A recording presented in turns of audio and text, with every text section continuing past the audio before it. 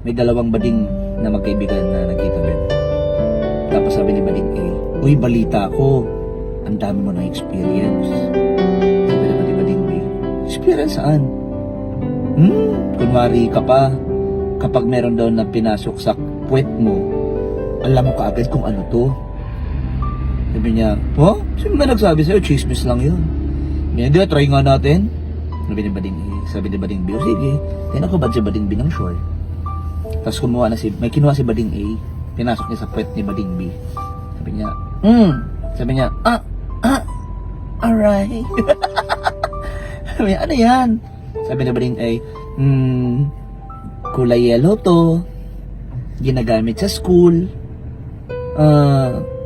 ano pa, pinapansulat to, lapis, sabi ni bading B.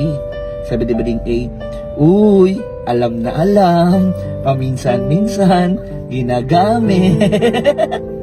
Ginagamit niya daw yung lapis sa putang ina sa puwet niya. Sabi, kumuha pa ng isa pa. Pinasok ulit, medyo malaki to. Ano yan? Ano to? Kulay violet to.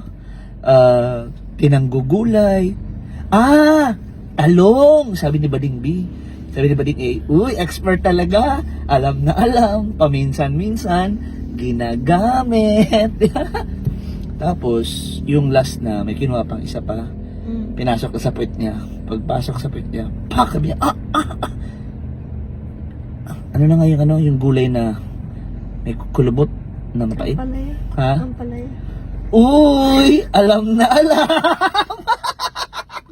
Paminsan-minsan, ginagamit.